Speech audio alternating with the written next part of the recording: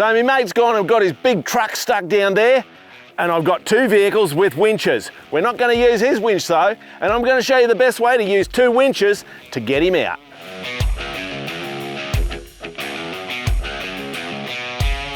I watch a guy called Matt McKenzie over in the US. Now this guy, he is an expert at vehicle recoveries, primarily tow truck operation, but a lot of the techniques and stuff that he teaches and uses can be applied to those of us who like a bit of four-wheel driving.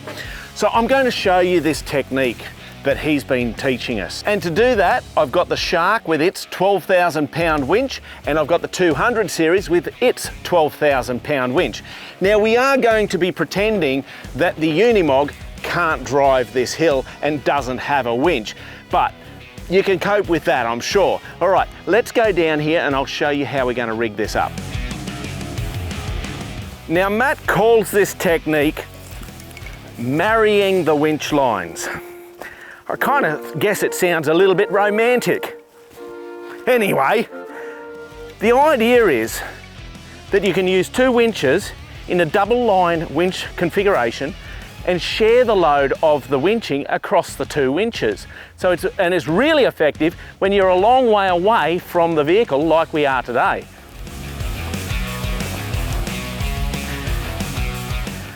Until I learnt about this technique, the way I would have done this recovery is I would have had my two winch lines come down to the front here of the Unimog. Winch line one would have connected here. The second winch line would have connected up here. The issue with that is that A, we're only on a single line pull. Now you could rig it as a double line pull, but we're only on a single line pull, and when this winch pulls, this winch goes slack. So it's a lot harder to keep both winches doing the job. But with this method of marrying the lines, it's going to be a lot easier. It's really cool. The way we're going to set this up firstly, we're going to connect up to these recovery points with a bridle so that we load share. Now these soft shackles are rated to 18 tons. So they're more than capable of doing this job, as is this utility rope, which I'm using as a bridle. Okay, so that's that side. Now you might say, why aren't you using the winch? Because I'm doing a demonstration. He's not actually bogged. In fact, it's nigh on impossible for this thing to get bogged. Okay, so now we'll connect up to this side of the vehicle.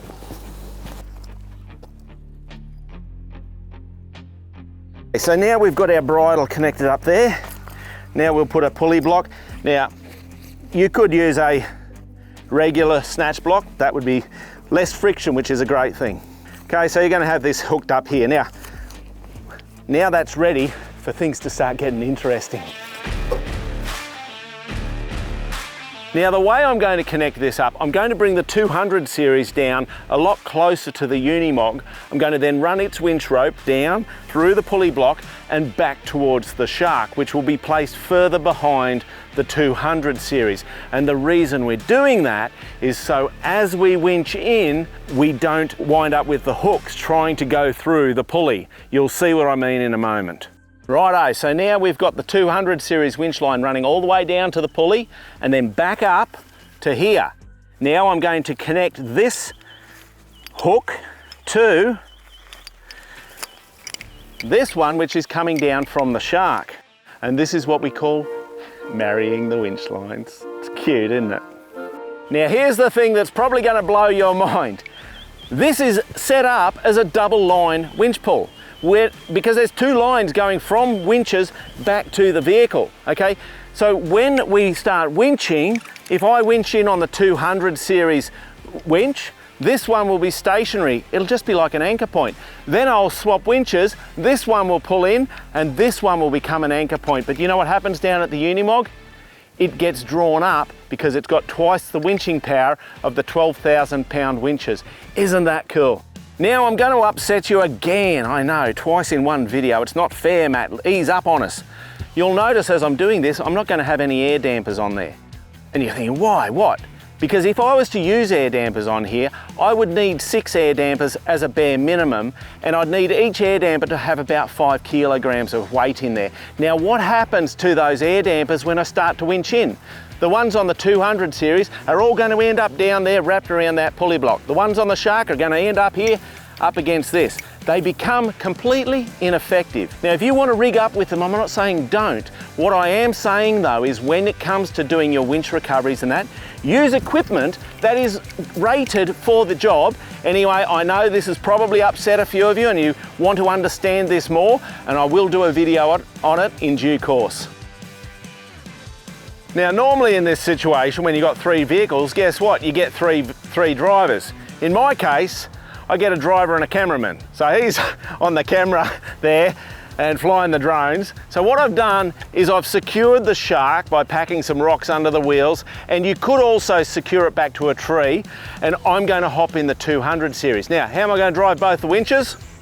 I've got 2 remote controls, so it's nice and easy. So before I get into the 200, I'm just going to set up the winch lines and get them under a light tension, and then we'll get into it. So that I don't get my winch remotes mixed up, this is for the 200 because it's on the left side of me. This is for the Shark. Okay, so wrong one. Now it's all back to front. Okay, so we're going to winch the Shark in.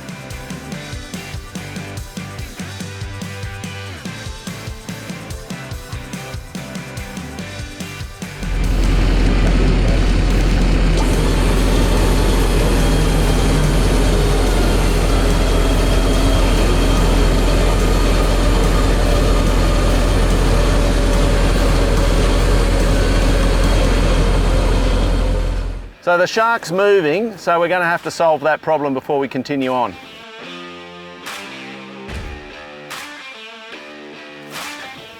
That'll stop it going somewhere. All right, the Shark should stay there now. I wish I had another driver, but anyway, this is working. All right, we're going to winch in on the 200 series.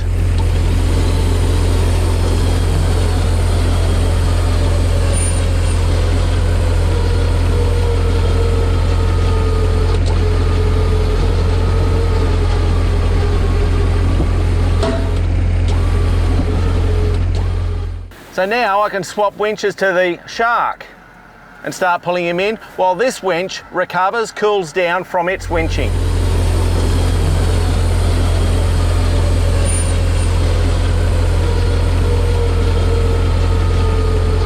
So now I'll give the Shark a rest and I'll start winching in on the 200 series.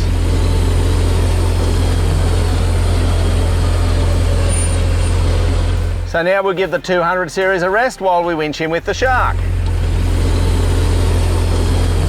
Now I reckon Lucas can probably drive from there, so let's give it a go. All right, Lucas, I'll just get you to drive. I think you're clear of the obstacle now. Just come forward about 1.5 meters.